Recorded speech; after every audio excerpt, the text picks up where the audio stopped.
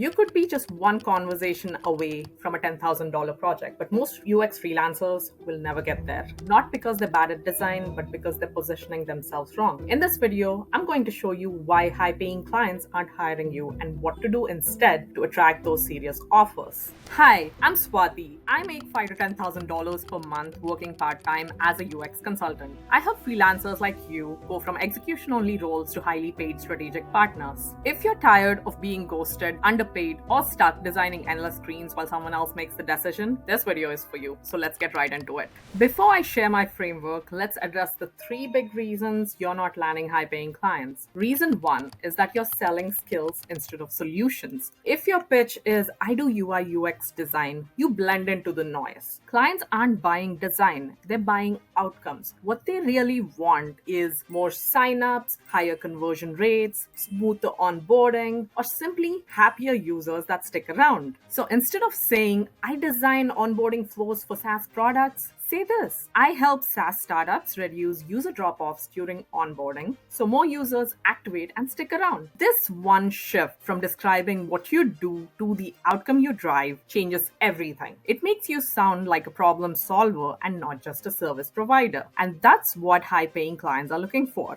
Reason 2 is that you sound like an employee. Let me be blunt. High-paying clients don't want to micromanage you. They're not looking for someone who just waits for instructions. They want a proactive problem solver. If your default is tell me what to design, you sound like an intern and not like a consultant. So start asking questions like, what's your goal behind this feature?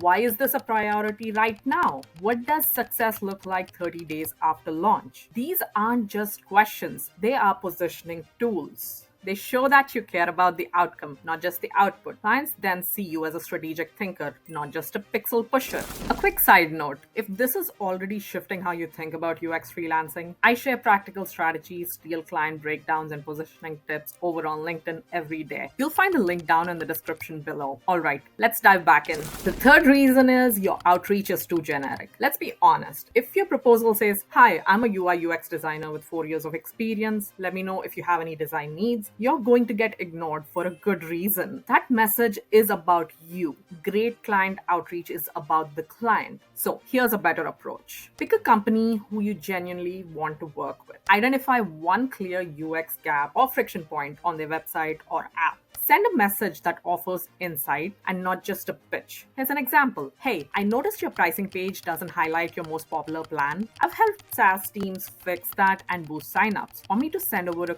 quick teardown of the strategy? That's how you stand out, and that's how conversations start. And most importantly, that's how clients remember your name when they're ready to hire. So now that you know what the most common issues are, here's the exact framework I use and teach inside my coaching program. I call it the DOS. Diagnose, offer, system.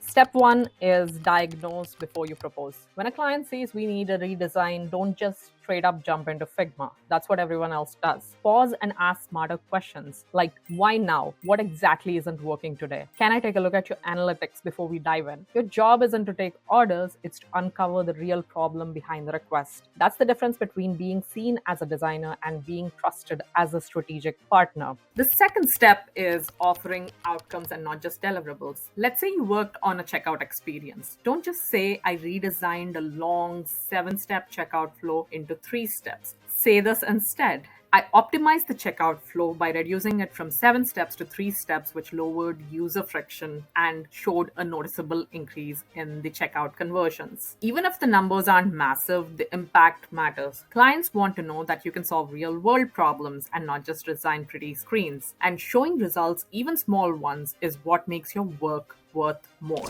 Finally, build a repeatable outreach system. You don't need hundreds of leads. You just need a handful of aligned, serious clients you can genuinely help. Here's what you should do every single week. Pick 5 companies you'd like to work with. Spend 10 minutes studying their product, app, or website. Send a personalized message with one actionable UX insight. That's it. This one habit alone can open doors to $5 to $10,000 projects, not because you're lucky, but because you're deliberate. Client acquisition is a numbers game, but it's also a relevance game. The more targeted your outreach is, the higher your success rate will be. And here's the bonus no one's talking about. Doing this consistently sharpens your UX eye. You get better at spotting patterns, diagnosing issues, and communicating value. Just by practicing your UX skills on real businesses, this is how you separate yourself from the sea of freelancers hitting apply with zero context. So, if you've been struggling to land better clients, let me remind you it's not about the years of experience, it's about how you position what you do. When you start diagnosing problems, when you start speaking in outcomes, when you start showing up with ideas instead of waiting around for briefs, that's when clients stop ghosting you and instead say, when can we start?